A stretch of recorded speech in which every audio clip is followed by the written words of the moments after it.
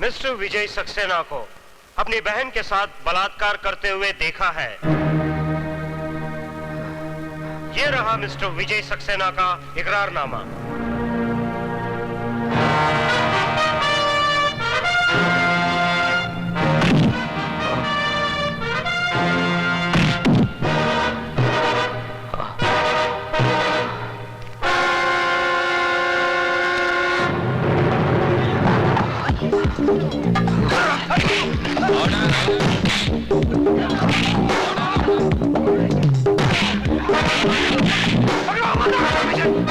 आगे मत बढ़ना, मैं क्या रुक जाऊं?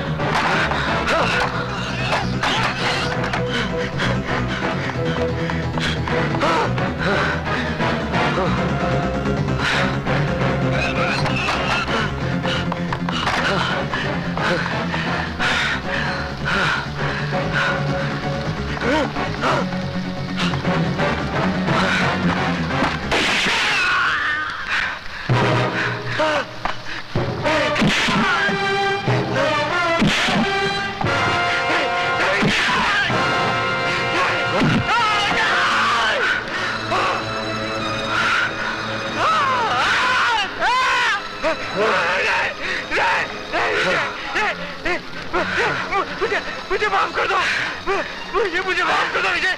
मैं सबको सच सच बता दूंगा कि बलात्कार तुमने नहीं, हम लोगों ने किया था। हम लोगों ने बलात्कार किया था। नो मिस्टर विजय सक्सेना, मुझे कानून अपने हाथ में मत लो। अदालत जान गई है कि तुम बेगुनाह हो। रेस्ट एश्योर्ड, तुम्हें इंसाफ ही दिया जाएगा। प्लीज उसे छोड़ दो।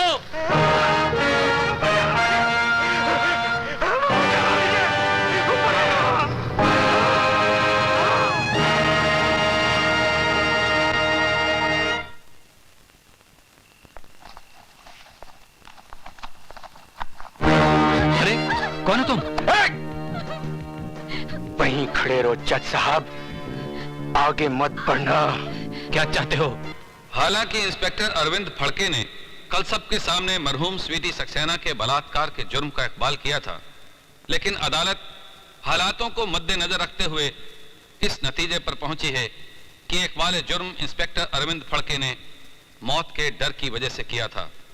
तमाम गवाहों के बयानात सुनने के बाद यह अदालत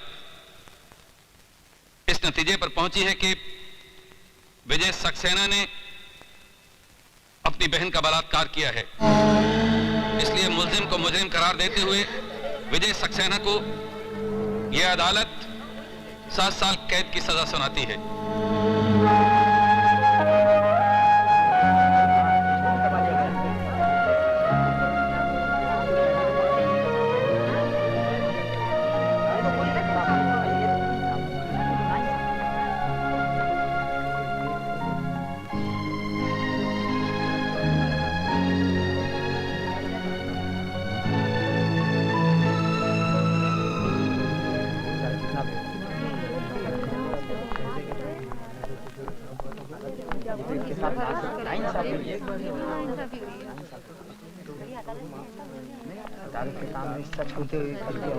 जज साहब, हाँ?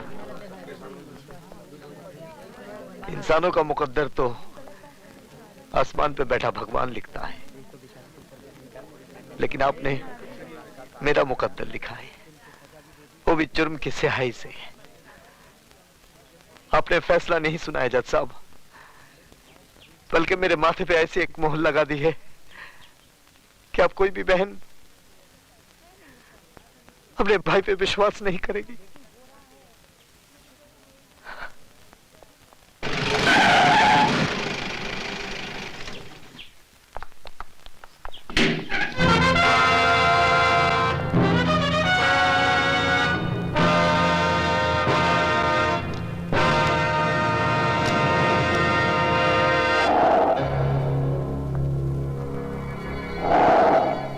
नटवर नाम है मेरा।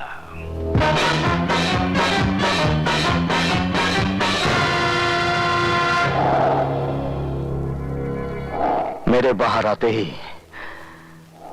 तू अपना नाम भी भूल जाएगा। क्या डायलॉग मार गया?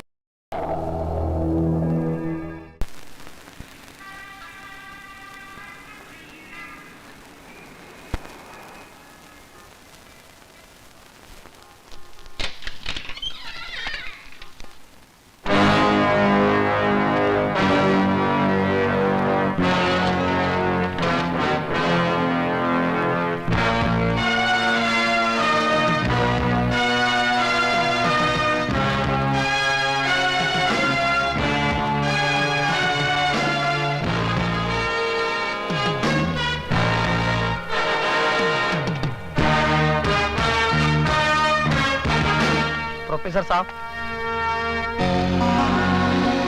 आप अपने कलम भूल गए थे।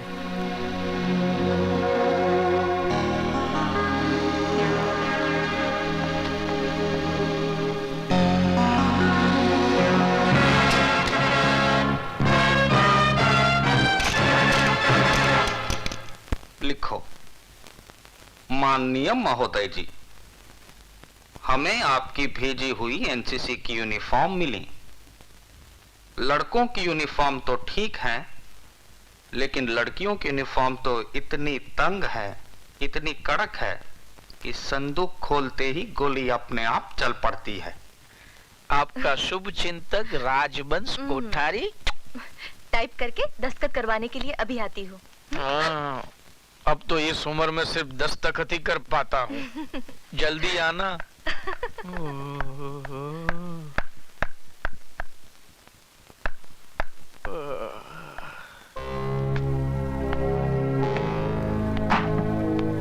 कौन है भाई? ये प्रिंसिपल का रूम है या पब्लिक का संडास? जब चाह तब घुस गए। चलो बाहर जाओ, पूछ कर आओ कि क्या मैं अंदर आ सकता हूँ। अंदर तो मैं 7 साल तक था, अब मैं बाहर आ गया हूं।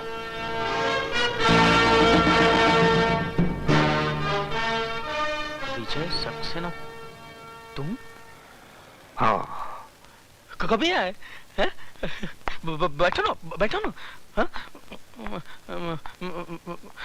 आपके जेल जाने के बाद तो मुझे बहुत पश्चाताप हुआ। हरिद्वार गया, 3 साल तक वहां पूजा पाठ करवाई। तिरुपति गया, वहां जाकर बाल कटवाए मैंने, तभी जाकर मन को शांति मिली है।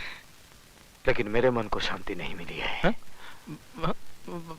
बैठो ना, बैठो ना। मैं यहाँ बैठने नहीं, तुम्हें बताने आया हूं कि 7 साल तक मैं तुम लोगों के बारे में सोचता रहा। आज से तुम लोग मेरे बारे में सोचना शुरू कर दो।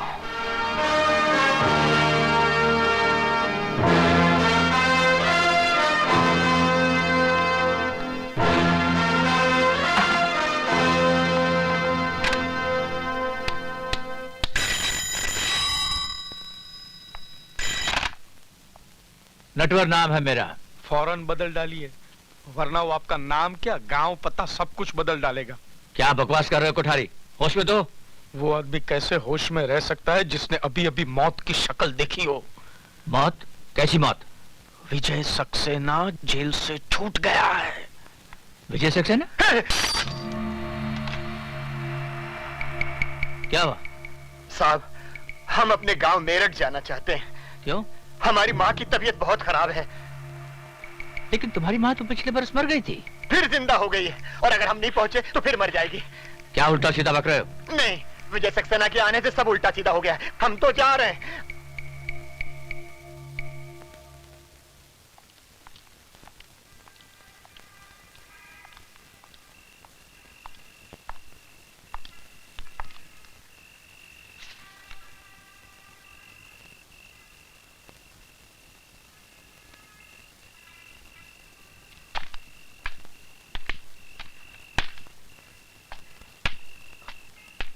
डॉक्टर असलम, तुम यहाँ क्या कर रहे हो? यही मैं तुमसे जानना चाहता हूँ। लेकिन ये खत लिखकर मुझे यहाँ बुलाया गया है। ऐसा ही एक खत मुझे भी मिला है। डॉक्टर असलम, अरे विशाल, एक खत एक खत मेरे पास भी है। एक जैसा खत सबको? लेकिन ये लिखा किसने है यार? मैंने। है? सर आप? हाँ मैं। जिस आदमी ने इल्म के दिए से तुम सबकी अंधेरी जिंदगियों को रोशनी में बदल दिया था, वही प्रोफेसर विजय सक्सेना आज जेल की अंधेरी कोठरी से छूटकर बाहर आ गया है। क्या विजय साहब जेल से छूट गए?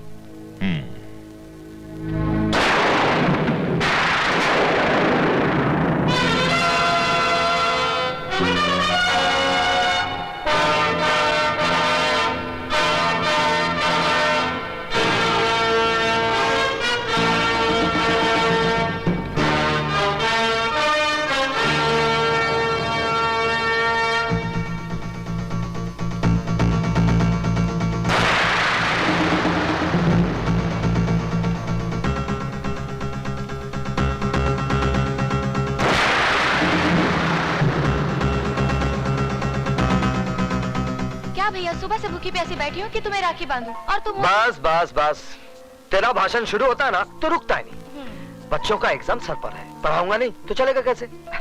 चला जा। ठीक है आप बैठो तो सही। अब जल्दी से राखी बांध दे। जी।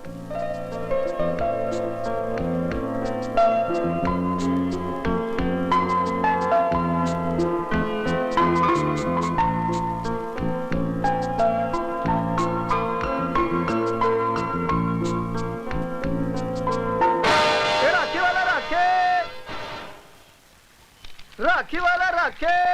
ए राखी वाले, एक राखी देना। कौन सी दूं? किसके लिए राखी खरीद रही है बेटी? तेरा तो कोई भाई भी नहीं है। माँ, कोई भाई ऐसा भी तो होगा जिसकी बहन ना हो, क्यों नहीं उसे राखी बांधो? ये लो, बांधो राखी।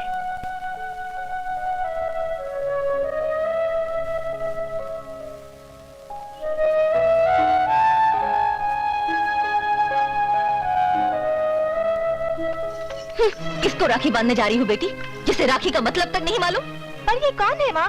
क्या किया है इसने? इसने वो किया है जो आज तक किसी भाई ने नहीं किया।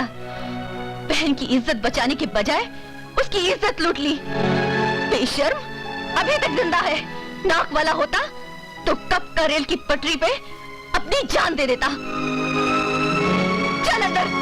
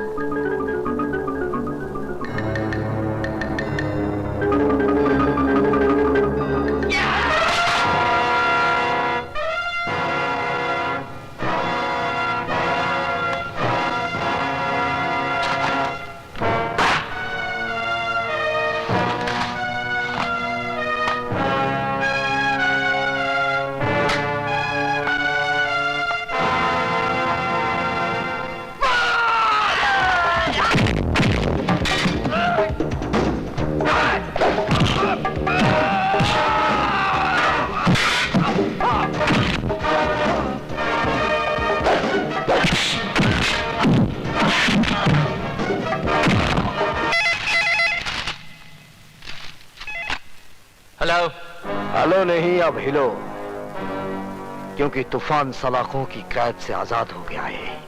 कौन बोल रहा? अपने बाप का नाम भी भूल गया। कौन? विजय? हाँ, विजय सक्सेना।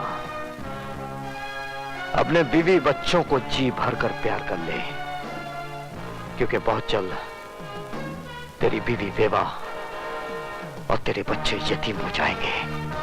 मेरी फिक्र छोड़ और अपनी सोच। मेरे आदमी तुझे चींटी की तरह मसल देंगे। तुम्हारी चींटियां हाथी के पांव के नीचे आ गई हैं। अब तू उनकी शक्ल भी नहीं पहचान पाएगा, समझा?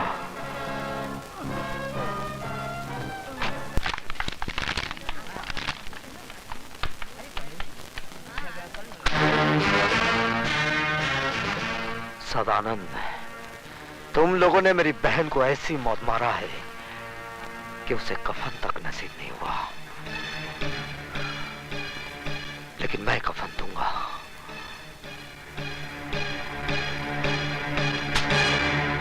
आज ही कफन खरीद ले, क्योंकि कल का सूरज तू देख नहीं पाएगा।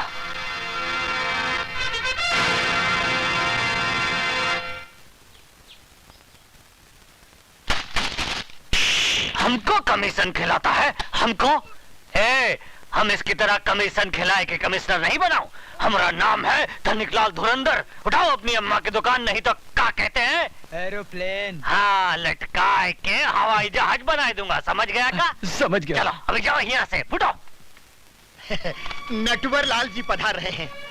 तू कौन है बे? नटवर या उका लाल? सरकार, मैं तो उनके जूतों की खाल हूँ। तो फिर कान खोलकर सुन ले, ई ऑफिस में कुत्ते, दल्ले और चमचों खाना